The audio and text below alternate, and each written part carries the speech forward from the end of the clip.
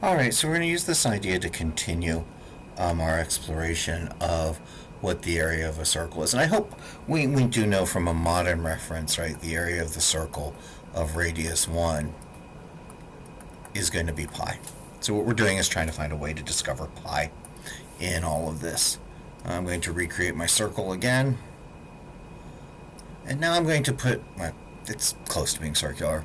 And now I'm going to draw really horribly a hexagon in here. So please bear with me as I try to get my hexagon. I think I'll do these sides first.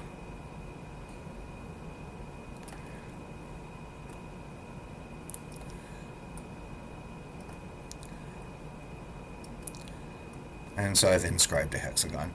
Again, I apologize for my primitive drawings.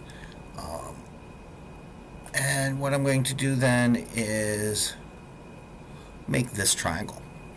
Now what we notice about this triangle is this is the radius and this is the radius. So I'm going to have 6 of these triangles, and just like the square that I broke into 4 triangles, each of those also break into half.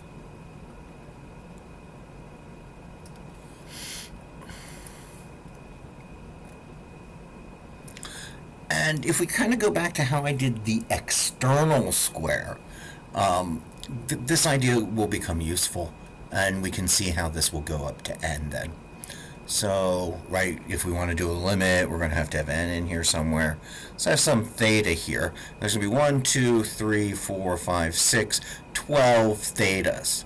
So theta is going to equal 360 divided by 12, or 2 pi divided by 12. And so we're going to have a 30 degree, or pi over 6. And so what we can then do is the area internally to this is going to be the area is going to be of the whole hexagon is going to be 12 times the area of one of our triangles. And the area of a triangle is going to be 1/2 the base times the height. Now, the height and the base are going to be related, so we're going to have that if I look at this angle being 30 degrees, then in the base, which is the opposite, so sine theta is opposite over adjacent, or over hypotenuse, sorry. So the sine of, and I'll keep this in pi over 6s, is equal to the base divided by 1. And so the base is the sine of pi over 6.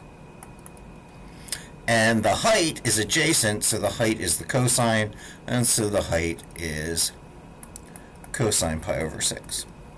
And so we end up getting that the area of each triangle is going to be 1/2 sine pi over 6 times cosine pi over 6.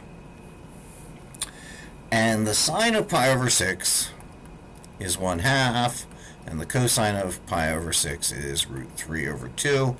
And so I get √3 over 8. But I'm going to have 12 of these. So 12 divided by 4 is going to be 3 halves √3 for the area of my hexagon. Whoops, I'm sorry. Area of my hexagon. All right. Multiply by 12. There we go. And I'm probably going to run to a calculator here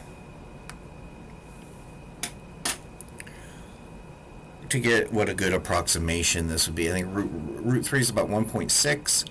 So let's see. Hear me typing on the calculator over here. 3 divided by 2 times square root 3.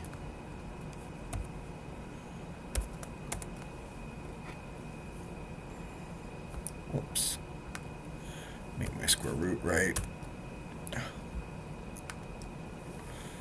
And so this is going to give us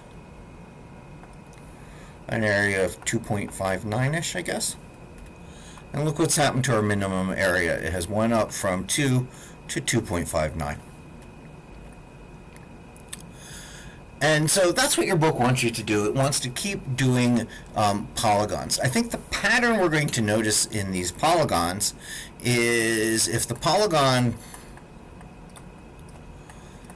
has the number of sides n, then in the angle is going to be 2 pi divided by 2n, or pi over n. And notice that's what we got here, right? And the area of the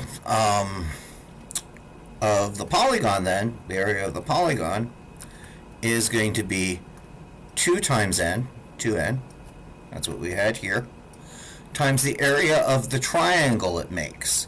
And the triangle it makes is going to be 1/2 sine pi over n times cosine pi over n. So 1/2 sine pi over n cosine pi over n. That'll cancel, and so you get n sine pi over n cosine pi over n. And the concept then is what happens as n goes to infinity.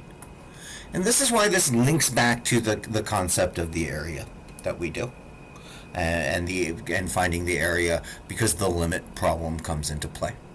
So I hope this helps for people that had questions on it. I'm sorry I explained it very loosely in class, and I think it's very interesting if you look at what Archimedes did with this, and the fact that we probably had integral calculus in the 200 BCE.